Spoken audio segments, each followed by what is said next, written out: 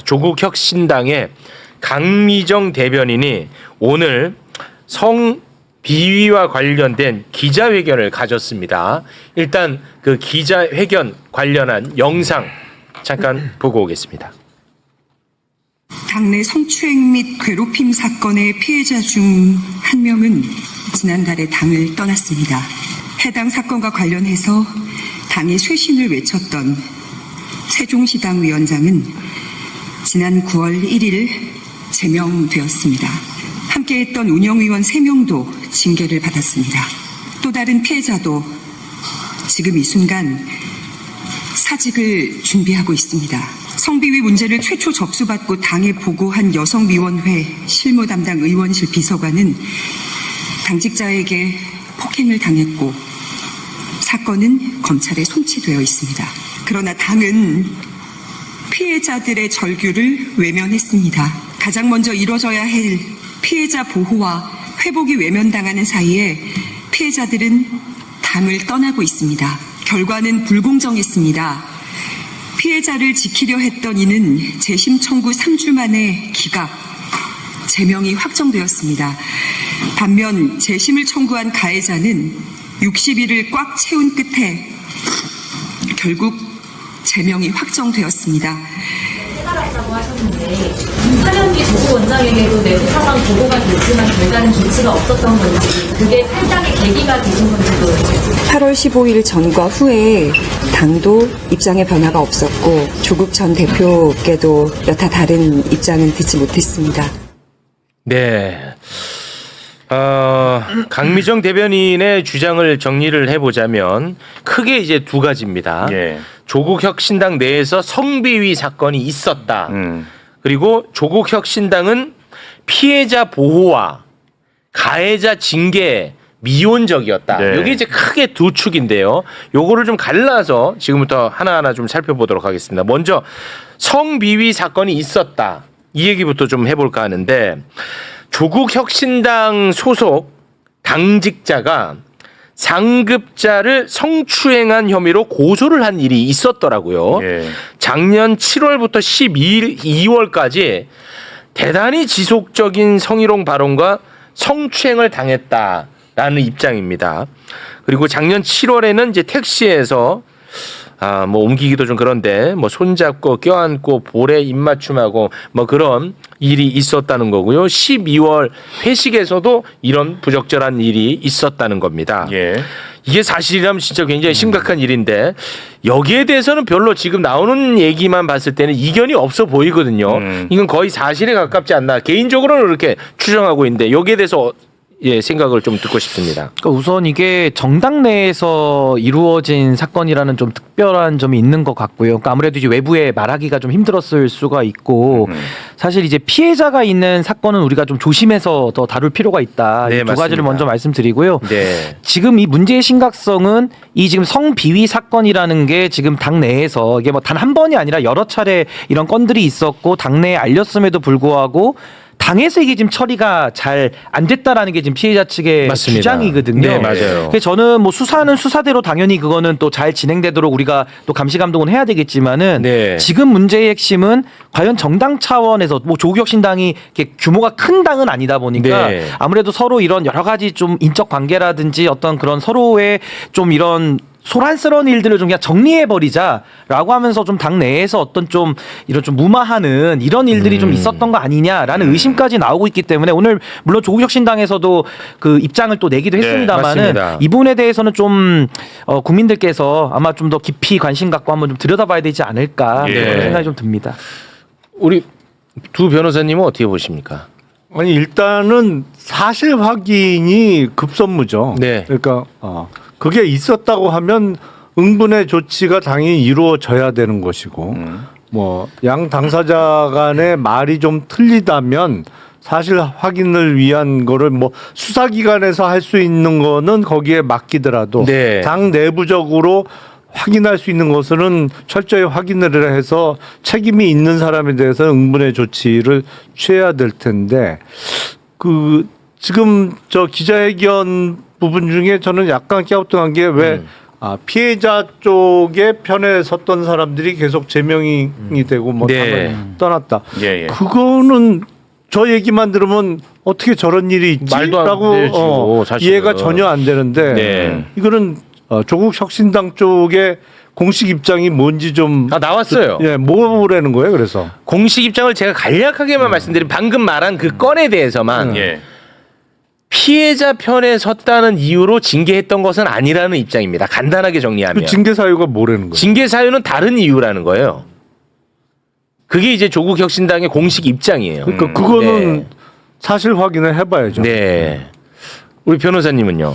그러니까 이제 가끔 이런 사건들을 접하면 이제 피해자 입장에서 접할 경우가 많이 있거든요. 네. 직무상. 근데 가끔 이제 피해자들은 이제 본인들의 억울한 마음이나 이런 것 때문에 절차적 그 과정들을 조금 못 견뎌 하시는 경우를 저희가 가끔 봐요. 그러니까 피해자는 본인의 피해 사실을 호소를 하는 반면에 가해자는 거기에 대해서 조금 다른 이야기를 하는 경우가 있고 그러다 보면 제3자의 입장에 있는 이 절차를 진행하는 사람 입장에서는 당연히 뭐 어떤 질문을 한다든지 어떤 이렇게 진실을 알아가기 위한 여러 가지 이제 조치를 취할 거고 그 과정에서 이제 시간도 걸리기도 하고 네. 또 때로는 피해자 입장에서 곤란한 질문이나 곤란한 사실 확인들이 있기도 하거든요. 네.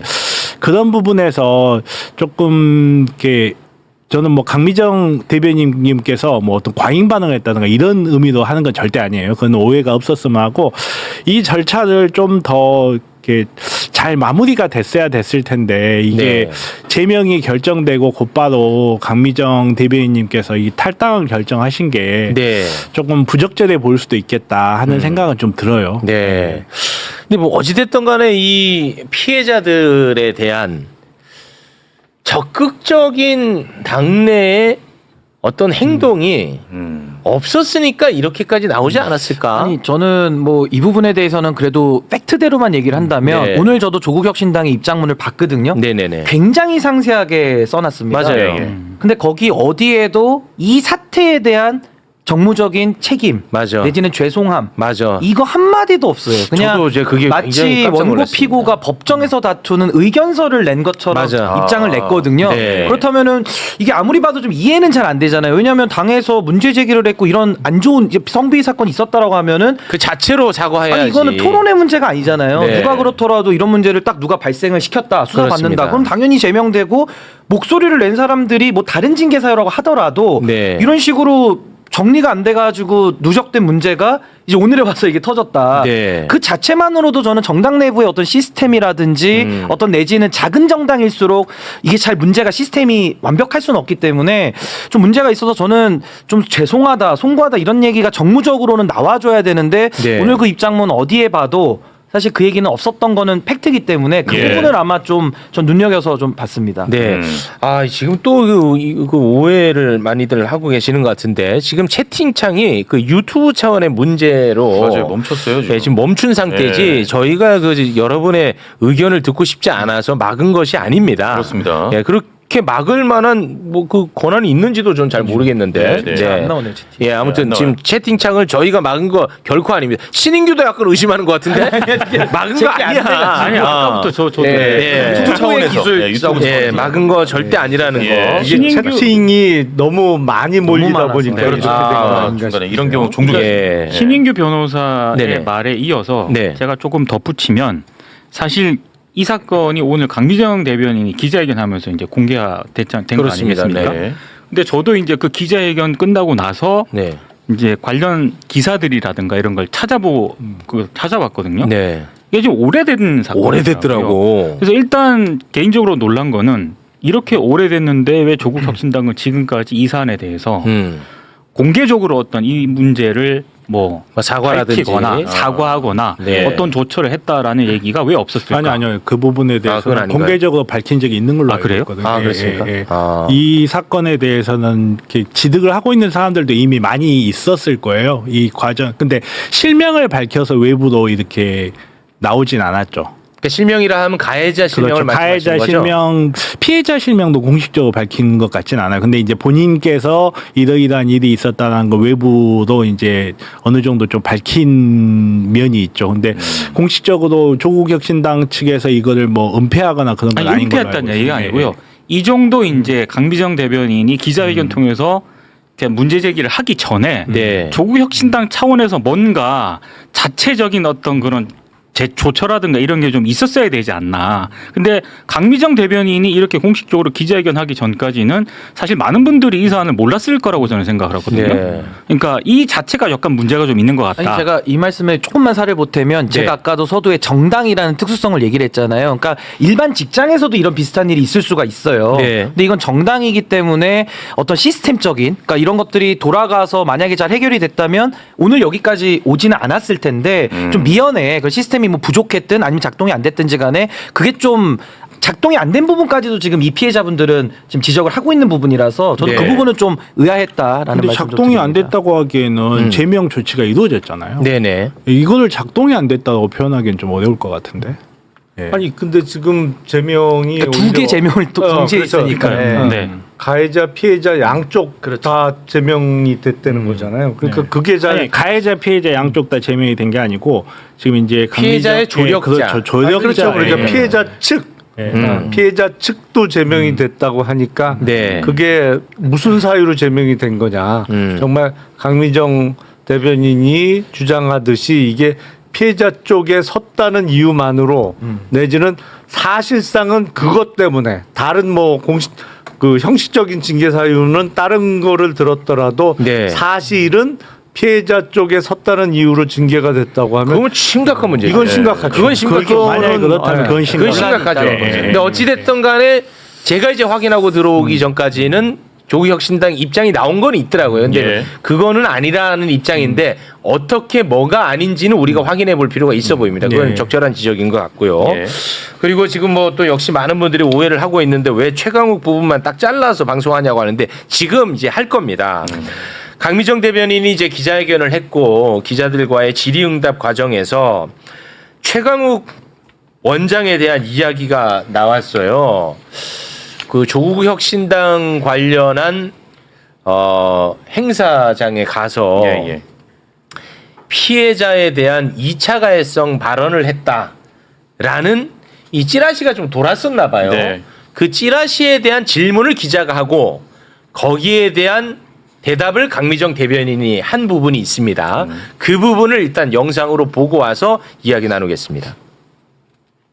최근 최강욱 전 의원이 조국혁신당 대전 세종 정치 아카데미에서도 관련해서 발언을 한 것으로 보이는데요. 이제 처음에 밭글로 봤고요. 밭글의 신빙성이 100%가 아니기 때문에 증권가 정보지처럼 여겼는데요. 그 자리에서 말씀을 그렇게 하셨을 거라고는 일단 믿진 않았고 이제 그렇게 풀어가던 중에 현장에 있던 당원께서 저에게 녹취 음성 파일을 보내주셨어요. 어제 저녁에 받고 많이 놀랐습니다. 들어보시니까 그 밥들과 내용이 일치했나요? 네. 네. 이 발언에 대한 내용이 지금 언론 보도에서 지금 굉장히 많이 공개가 되고 있더라고요. 네, 지금 막 굉장히 많잖아요. 예. 네, 관련 보도들이 좀 많이 있는데 그걸 좀 정리를 한번 해줄 수 있을까요? 일단 최강욱 원장이 강연에서 언론 보도를 바탕으로 이제 정리를 해드리면은요, 조국 전 대표를 감옥에 넣어놓고 그 사소한 문제, 그러니까 성비위 사건을 얘기하는 것 같습니다. 사소한 문제로 치고받고 싸우는데 아이고 이렇게 얘기를 한 것으로 나오고 그런 일은 혹시 아닌지 저는 잘 모르지만 당사자의 얘기를 얼마만큼 믿을 수 있고 얼마만큼 정확히 들었는지 그게 또 우선이 돼야 할 것 같다.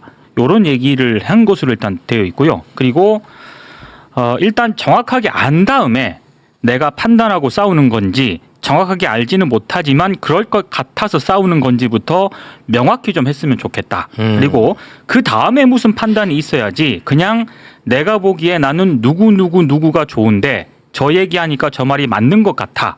이건 아니다. 그건 개 돼지의 생각이지. 이렇게 말을 한 것으로 나와 있습니다. 그리고 이제 한동훈 전 대표하고 가족과 관련한 사례도 언급을 했는데 뭐 어디 가서 누가 지금 한동훈이 처남처럼 뭐 여검사 몇 명을 어떻게 하고 이런 일이 벌어졌으니 조국혁신당에서 나는 잘 모르겠다. 왜 그런 짓을 했다는 소리를 들어야 되고 당하신 분은 어떻게 당하신 줄 잘 몰라서 드리는 말씀이다. 이런 취지의 아마 얘기를 한 것으로 네, 보입니다. 알겠습니다.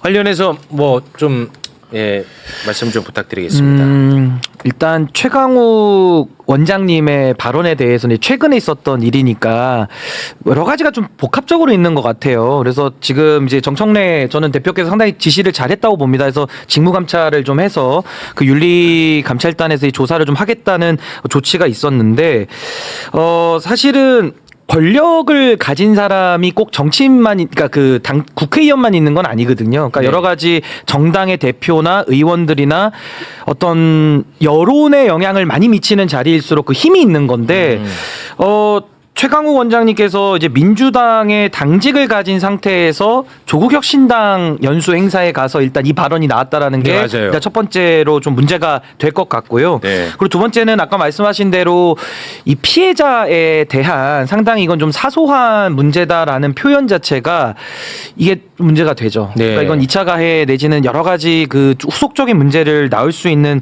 발언이라서 이건 문제가 좀 있어 보이고요. 이거 하나만 더 지적하자면은 이게 한동훈 처남 이야기를 하는데 그분도 이제 검사 출신으로 알려져 있는데 이 성범죄도 여러 가지가 있습니다. 이제 뭐 추행도 있고 뭐 강간죄도 있고 여러 가지들이 있는데 그것도 사실관계가 조금 맞지 않게 사실 이제 더 큰 문제로 이렇게 비유를 하는 과정에서 아마 정제되지 못한 이제 그런 표현들이 나온 것 같아가지고 네. 아마 이런 부분들은 좀 문제가 여러 가지 좀 복합적으로 얽혀 있다. 그래서 네. 하나하나 쪼개 보면 지금 제가 지적한 이런 문제들이 아마 좀 제기될 수밖에 없는 상황 아닌가라는 생각이 듭니다. 네.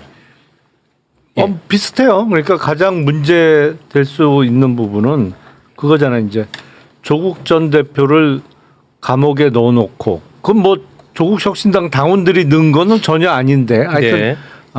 전 대표가 감옥에 있는 상태에서 왜 이런 사소한 일을 갖고 싸우느냐. 근데 이제 그 사소한이라는 표현 자체가 네. 인식이 잘못된 거 아니냐. 그러면 뭐 전 대표가 감옥에 있으면 어떠한 일이 당 내에서 벌어지더라도 다 침묵하고 이른바 단일 대우를 유지하기 위해서 다 묻어야 되느냐. 뭐 이런 식의 논리가 나올 수 있기 때문에 그 부분이 문제였던 것 같고 저도 그 사실은 사면복권 기사 보면서 알았어요. 아, 최강욱 전 의원의 당적이 민주당이었구나. 이건 큰 풍자다. 네, 알겠습니다. 아니 그러니까 민주당 교육연수원장이 왜 조국 혁신당 아카데미에서 물론 뭐 교차로 강연을 할 수도 있습니다만 네. 본인이 이제 그런 오해를 많이 받고 있다고 하면 오히려 그런 자리를 좀 피했어야 되는 거 아닌가라는 네. 생각이 좀 들어요. 예. 우리 변호사님 의견도 궁금합니다.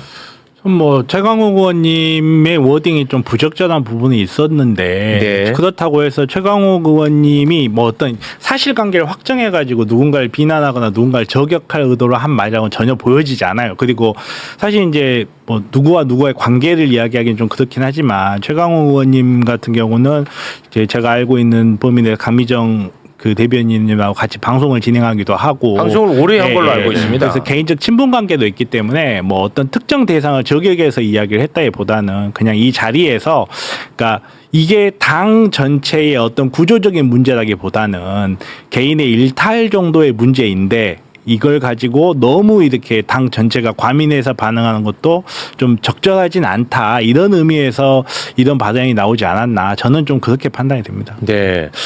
최강욱 원장과 관련된 사실관계는 이 지금 녹취가 혹시 그 공개가 됐는지 제가 그건 잘 모르겠는데 이건 어떻게 보면 굉장히 그 분명한 사실관계가 있고 네. 여기에 대해서는 뭐 각자가 저는 판단을 할 수 있다고 봅니다. 네, 그래서 이 부분은 이 정도 선에서 좀 마무리를 해도 괜찮을까요? 아니 근데 네. 그 최강욱 전 의원님이 좀 말씀을 편하게 하는 스타일이잖아요. 그 녹취 파일이 조금 더 위험할 것 같은데. 그게 만약에 아니 이게 약간 이렇게 활자화된 거하고 네. 이렇게 실제 어투나 실제 녹취가. 이게 약간 다를 수가 있잖아요. 근데 아니 악의적이지는 않은데 네. 말을 좀 편하게 하는 스타일이잖아요. 그러니까 저는 여기 오기 전에 전체 녹취하고 내용을 다 확인하고 왔거든요. 아, 그러셨어요? 네, 앞뒤에 어떤 맥락에서 이런 발언이 나왔는지 그게 일반 사람들도 접근할 수 있는 정보인가요? 그건 잘 모르겠어요. 아, 네네네. 네, 그래서 함부로 공개를 하기엔 좀 그렇긴 아, 한데 네네네. 아무튼 뭐 이런 부분에서 저는 워딩 선택은 분명히 부적절했다고 봐요. 부적절하다고 보는데 네. 이게 뭐 어떤 한 개인을 뭐 저격할 목적이라든지 2차 가해 목적이라든지 전혀 그렇게 보이지는 않았습니다. 그건 네. 어디까지 제 느낌을 보이니까. 네, 근데 이게 뭐 어차피 공개된 강연이니까 예. 강연에서는 뭐 이거를 누군가가 녹음기를 틀어놨다 해서 위법으로 될 수는 네. 없는 거거든요. 네. 그러니까 누군가가 이제 녹취한 거 아까 들어보셨다고 하니까 이제 녹음을 해서 아마 뭐 공개를 하셨던 것 같은데 네. 그러니까 연단에 올라서 한 발언처럼 그렇죠. 보이던데. 그러니까 이제 강의 맞잖아요. 중에 네, 강의 그러니까. 중에 아마 일부 나온 네. 내용 같아서 이거는 뭐 비밀이 내는 건 아니니까. 네. 근데 어쨌든 그 내용만 그냥 놓고 분석을 해본다면은 이거는 피해자에 대한 2차 가해성 발언으로 저는 볼 네. 여지가 매우 높다. 네, 봅니다. 네. 알겠습니다. 아, 근데 왜 그 조국 혁신당 관련한 사건을 매불쇼가 입장을 내라고 자꾸 하시는지를 모르겠네요. 예, 그 저희는 아무 관련이 없습니다. 조국 혁신당이랑. 예. 근데 저는 가해자 있지 않습니까? 가해자. 근데 지금 가해자가 누군지 안 나오잖아요. 예. 근데 그분은 조국 혁신당의 고위 당직자로 알려져 있던데 그러면은 사회적 책임이 있는 분 아닐까요? 그렇죠. 작년까지는 그 중요 당직을 맡았던 걸로 제가 알고 네, 있어요. 그럼 이거는 제가 이제 궁금증인데 만약에 그렇다면 사회적 책임을 가진 인물일 텐데 왜 그 분에 대한 이야기는 안 나오는 거죠? 요거는 제가 좀 궁금해가지고. 근데 본인이 그런 내용을 공개하지 않으면 사실 이거는 나오기 어렵죠. 본인이라 하면 피해자를 말씀하시는 아니, 거죠? 가해자가.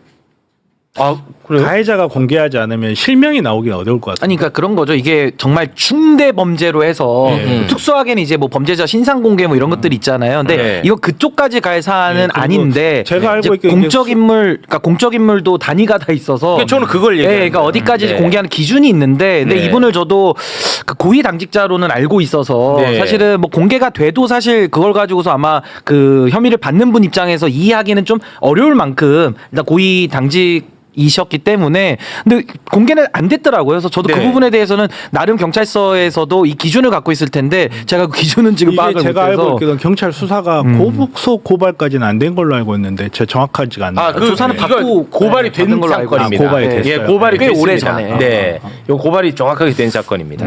네, 알겠습니다. 이거 이상하다는 건 예, 정리가 됐으니까 네. 이 얘기는 너 딴 데 가서 딴 소리 하면 안 돼. 아 이거는 더 알려야 돼. 이거 확실하지. 나 입틀막 안 해. 이 진짜 이상한 이건 자 법조인 세 분이 다 이상하다고 했잖아. 말이 안 되는 거죠. 말이 안 되잖아. 예. 한덕수 더 말이 안 되고. 한덕수 최악이고. 맞지. 예. 그래서 이 건에 대해서 많은 사람들이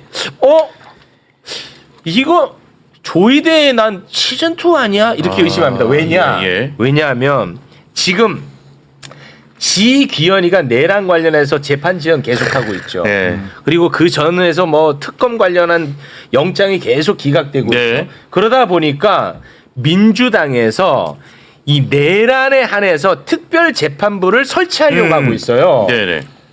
실제 그 법안이 발의가 된 상태예요. 네. 이러다 보니까 여기에 대해서 지금 사법부가 뚜껑이 날라간 거야. 이 새끼들 우리 영역까지 침범해 민주당. 이 새끼들 진짜 한번 좀 맛 좀 보여줘야 되나? 해서 특검발 영장 청구를 계속 기각하는 것 아니냐 네네. 하는 의심을 지금 사고 있는 것입니다. 이런 와중에 특별재판부에 대해서 사법부가 대놓고 반발하고 나섰습니다. 그래요? 지기현 룸살롱 관련해 갖고는 어버버 하잖아. 예. 말도 안 하고. 근데 지들 문제는 또 바로 반박합니다. 천대엽 법원 행정처장. 이 사람이 대법관입니다. 네네네. 자, 특별재판부에 대한 입장을 냈는데요. 함께 보고 오시죠. 특별재판부를 구성함에 있어서 특정인들에 의한 의사가 반영이 되고 한다면은 그 부분은 이제 사법의 어떤 독립성이나 재판의 객관성, 공정성에 대해서 시비를 불러일으킬 여지가 있기 때문에 그것이 초래할 위험성에 대해서도 저희들은 우려를 많이 하고 있습니다. 만약에 이제 헌재에서 헌법재판소에서 위헌 판단을 받게 되면은 이런 역사적인 재판이 무효화돼 버리는 그런 엄중한 사태가 생길 수도 있겠습니다. 자, 제가 법을 아예 모르는 사람인데 내란 특별재판부에 대해서 위헌 소지를 얘기하고 있습니다. 네. 그런데 보면요, 법원의 조직과 관련해 가지고는 법률로 정하게 되어 있어. 법원의 조직과 관련해서. 그리고 네. 법관의 자격과 관련해서도 법률로 정하게 돼 있다고. 이게 왜 위헌입니까? 위헌 요소 없어요. 아, 없어요? 분명히 이야기하는데 예. 만약에 이게 위헌이다 그러면 네. 서울행정법원, 서울가정법원, 서울회생법원, 서울 특허법원 다 위헌이게요. 아, 왜 그렇죠? 그것도 다 법으로 행정법원을 만들게끔 해서 그렇지. 만든 거고 어, 서울가정법원을 만들게끔 해서 만든 거예요. 근데 거기에다가 서울 내란법원 하나 만드는 거야. 네. 이거를 법적으로 문제가 있다라고 할 수는 없는 거고 그리고 네. 지금 이제 천대엽 행정처장님 나오셔가지고 하는 말이 뭐 공정성 시비가 일어날 수 있다 이런 이야기하는데 공정성 시비는 이미 일어났어요. 이미 일어나가지고 문제가 되니까 지금 이렇게 거기에 대한 그렇지. 해답으로서 그렇죠. 특별재판부 말씀 잘하시네. 특별재판부를 이야기를 하는 거고 그리고 원래 이런 말이 있어요. 법조에 이런 말이 있어요. 법은 그 자체가 공정해야 하고 그리고 공정하게 보여야 한다. 그렇습니다. 와. 근데 이미 이 공정하게 보여야 한다에서 이미 실패를 해버렸기 때문에 맞습니다. 법원이 중립성이라든지 공정성에 대해서 심각한 위기를 겪고 있어서 거기에 대한 해법으로서 나오는 거거든요. 네. 이거를 법으로 정하게끔 돼 있고 판사의 자격을 법으로 정하게끔 돼 있는 거예요. 그냥 간단하게 이야기해서 사법고시에 합격한 사람만이 반드시 판사가 돼야 된다. 이것도 아니에요, 사실은. 그건 법률로 정하게끔 돼 있기 때문에. 그렇기 때문에 지금은 로스쿨 나온 사람이 자기의 사법 경력을 5년에 10년간 쌓으면 판사도 될 수 있게끔 이렇게 하는 거거든요. 네. 다만 한 가지가 뭐가 있냐면 판사를 임명하는 거는 대법원장으로 돼 있어요. 네. 헌법에. 헌법에 규정돼 있군요. 그렇죠. 요것만 지켜주면 되는 거예요. 아, 그래서 예를 들어서 네. 내란 특별재판부를 설치를 해 법률로서 그리고 거기에 이제 판사가 필요한데 그 판사의 결국 마지막 임명은 조의대가 하게 돼 있어요. 이것조차. 그거 하나만 지켜주면 되는 거예요. 예, 요것조차. 네, 근데 여기에 대해서 우리 또 뼛속까지 검사님이신 우리 김용남 검사님은 조금 심드렁합니다. 아니 이거는 뭐 검찰하고 관련된 문제는 아니죠. 그건 정확하게는 아니죠. 법원, 네, 법원과 관련된 문제인데 다양한 의견을 좀 오늘 아예 경청하겠습니다. 채팅창을 아예 터트려 버려. 아, 그래요? 아니 뭐 저는 다양한 의견 경청하고 싶습니다. 진심으로. 그러니까 그 우리 헌법에 보면 26조쯤 됐던 거로 제가 기억을 하는데 이제 그 헌법과 법률에 의한 법관에 의해서 재판받을 권리가 있습니다. 27조. 27조인가요? 뭐 하여튼 27조이다. 네. 그러니까 법관이 아닌 사람은 그 재판소 구성에 들어갈 수 없어요. 그러니까 네. 어느 피고인도 법관이 아닌 사람에게 재판 받아선 그거 자체가 위헌이에요. 그렇습니다. 그러니까 법관의 자격은 물론 법률로 정할 수는 있는데 문제의 핵심은 그거예요. 특정 사건을 위한 특정 재판부를 만들 수 있느냐. 결국 쟁점은 그거거든요. 네. 그렇다면 물론 그 사실상 지금도 서울중앙지방법원에 판사가 수백 명이 있지만 어떤 사건이 어떤 재판부로 갈지는 거의 어떤 경우에 50% 내지는 30%의 확률로 2개 아니면 3개 재판부에 가도록 되어 있습니다. 네. 그러니까 왜냐하면 전담 재판부 구성을 해놨기 때문에 사건의 성격에 따라서 이거는 뭐 형사 몇 부 아니면 몇 부, 뭐 2개 내지는 3개 중에 하나로 배당이 되겠네라고 예측할 수는 있어요. 네. 근데 이미 기소가 돼서 재판을 진행하고 있는 사건과 관련해서 그러면 특별재판부를 따로 법률로 구성해서 이 사건을 옮겨와야 되는 거잖아요. 지금 그 직위원 재판부에서 하고 있는 그렇죠. 사건을 옮겨와야 되는 맞습니다. 문제인데 네. 이거는 생각보다 그렇게 심플하진 않아요. 생각보다 훨씬 심플하진 복잡해요. 않고 복잡할 수 있는데 안 된다는 규정은 어디에도 없어요. 아니, 그런 식으로 하면 된다 안 된다 규정되어 있는 사안이 몇 개가 있어요. 우리나라 아니요, 그러니까 사건 법률을 중에. 만드는 거잖아요. 그러니까 법률을 만드는 거예요. 예를 들어서 법원이 지금 랜덤하게 재판부를 배정한다고 주장은 하지만 말씀하셨다시피 전담재판부 제도가 돌아가고 있기도 하고 여러분들 중에 전자소송 해보신 분들 알겠지만 전자소송하면 그 법원 재판부를 위한 설문지 같은 거 써요. 내가 여기에서 뭐 할 거다 설문지 쓰면 거기에 가장 적합한 재판부에 배당하겠습니다라고 법원에서 이미 공지도 띄워요 그거를. 그러니까 어떤 재판에 있어서 특정한 사건에 대해서 앞에 제가 말씀드렸다시피 그게 행정사건이면 행정법원으로 가는 거고 아예 그냥 정권을 가지고 이걸 이제 무슨 관할이라고 하죠? 법률 관할이라고 하나요? 그 관할을 딱 정해가지고 하는 거고 지금까지가 안 해봤기 때문에 이거는 못한다라고 생각하면 아무것도 못합니다. 네. 저도 신익규 좀 변호사님. 여기에 대한 제 견해를 법률가니까. 왜냐하면 저는 네. 내란 특별법을 제가 가장 먼저 만들자고 제안을 한 사람이기 맞습니다. 때문에 네. 이게 늦어진 부분이 저는 일단 제일 안타까워요. 근데 지금이라도 저는 해야 된다는 입장인 게 근데 김용남 의원님 말씀에 일리가 있는 부분은 네. 지금 진행되고 있는 이 재판을 끌어다가 와가지고 내란 재판부에 배치를 시키면 그건 문제 삼을 수 있죠. 재판을 받는 사람 입장에서. 그러니까 원칙적인 방법은 그 재판장을 탄핵시키는 게 맞는 겁니다. 지금 제도로선 직위원을 날리든지 조의대를 날려서 정상화시키는 게 우리 헌법의 취지고 네. 그럼에도 불구하고 제가 왜 내란 재판소를 만들어야 된다고 보냐면요. 이 사법부에 대한 불신을 해소할 수가 없는 겁니다. 예. 왜?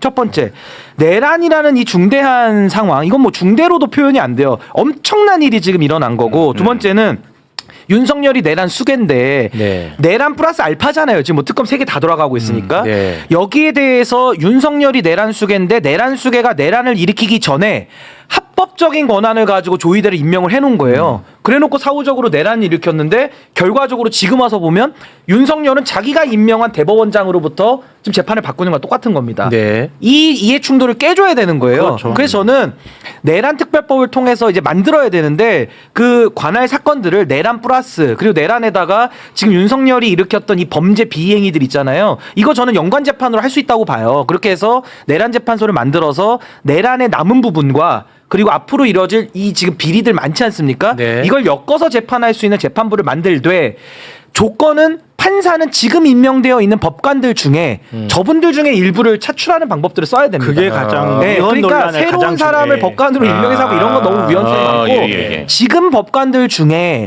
조의대의 임명권으로부터 자유로운 법관들이 있어요.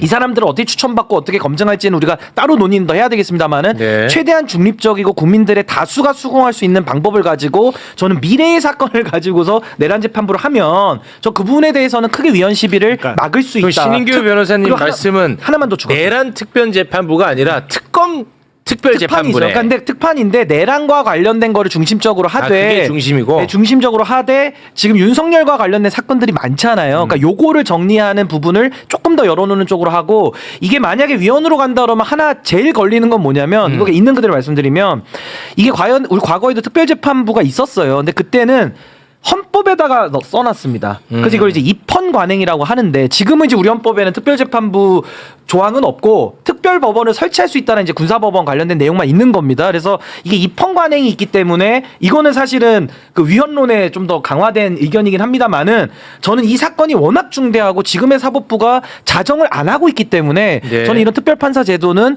도입이 지금은 필요한 시점 아닌가. 그러니까 복잡하게 생각하지 말고 특별 네. 법원을 만들어 보면 된다는 거예요, 제 말은. 네, 네. 어떤 재판부를 하나를 만들어 가지고 내란 특별 재판부를 만들지 말고 법원을. 말 그대로 서울 행정법원 만들듯이 서울 내란 법원을 만들어 보면 된다. 대신에 그러면 그 행정법원과는 달리 시한을 두는 건가요? 뭐 시한을 두는 방법을 할 수도 있고 아니면 내란은 언제든지 있을 수 있다 해가지고 그걸 유지를 할 수도 있고. 아, 그럴 수도 있고. 굳이 뭐 네, 알겠습니다. 배가 산으로 가네. 좀 산으로 갔습니까? 배가 산으로 가. 그 배는 아주 좋은 배입니다. 아, 이거 어떤 의미예요?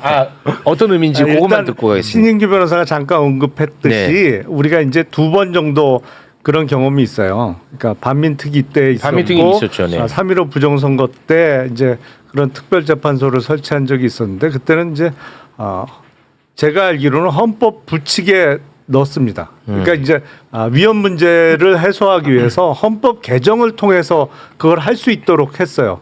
그렇기 때문에 위헌 시비가 안 생겼던 것인데 지금 어떤 개헌 작업 없이 특정 사건을 위한 특별 법원 내지는 특별 재판부를 만드는 건 분명히 그 위헌 소지가 따라갈 거예요. 그래서 저는 이거는 득보다 실이 클 거라고 생각을 해요. 그래서 가장 무난하게 해결할 수 있는 것은 네, 해결돼야는 그러니까 지금 근데 직위원 판사의 재판 진행은 제가 봐도 이상하단 말이에요. 그렇습니다. 저거는 이 사건을 끝낼 생각이 없는 것처럼 보이죠.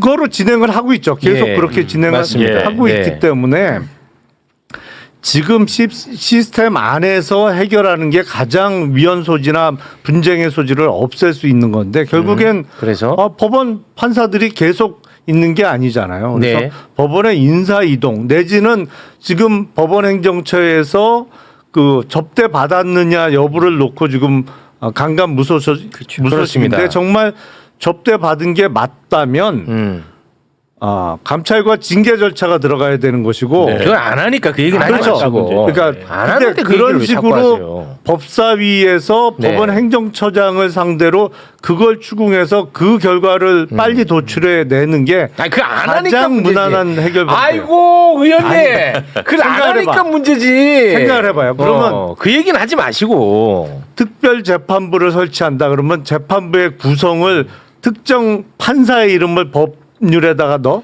그건 안 될 거 아니 아니에요. 특별 검사를 만들면서 특별 검사의 이름을 넣는 게 아니고 않듯이 추천하는 방식을 거기다 넣어요. 그렇죠. 아니, 그러니까 그리고 나서 2배수로 뽑아. 그런 다음에 거기에서 조의대가 임명하게끔 되어 있어. 그게 지금 현재 발의가 된 상태입니다. 예. 그거 어떻게 하실래요? 나중에 보세요. 이게 근데- 보면 자 지금 이 벌어진 내란 사건은 사실은 재판 결과 그러니까 판결만 내려지면 윤석열 피고인의 유죄뿐만 아니라 형량도 어느 정도 다 나와 있는 사건이에요. 예상이 충분히 되는 사건이에요. 네. 근데 내란 특별재판부를 만들어서 거기서 선고를 내린다. 그러면 그 다음부터 저게 사회적 갈등이 너무 심할 것이다. 계속 그걸 물고 늘어질 네. 거 아니에요. 저게 특별재판부라 중형이 선고되고 유죄가 선고된 거다. 이게 네.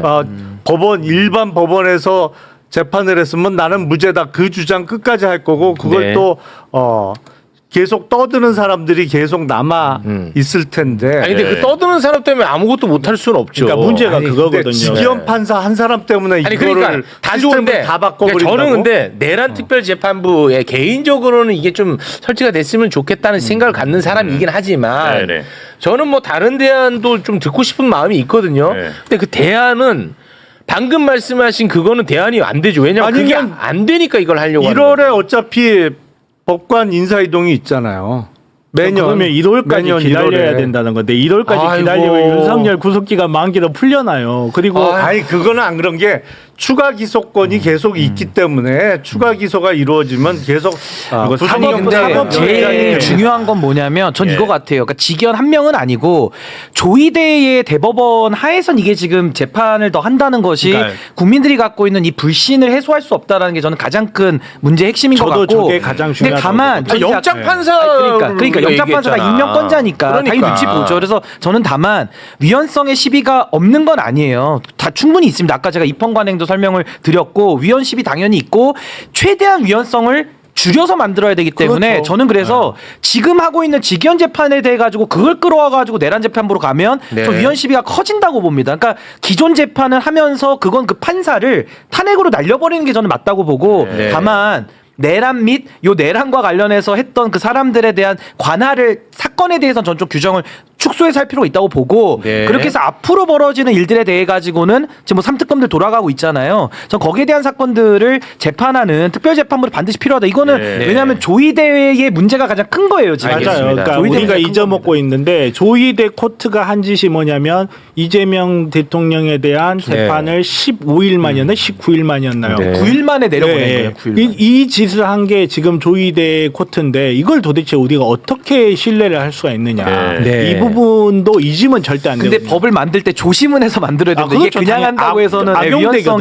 위헌성이 저도 걱정은 되기 알겠습니다. 때문에 네, 그건 최대한, 뭐, 그 조심을 정도로 해야 돼요. 예, 정리하도록 하겠습니다. 내가 그러면 지금 말씀을 듣고 보니까 내 지금까지는 오강수를 요구를 했거든. 오강수? 오강수. 인간이면 흔들릴 수 있어. 그래서 사람의 우리가 집중해서 이야기를 하면 맨날 거기서 끝나요. 네. 그래서 제도의 관점으로 가야 되는 거야.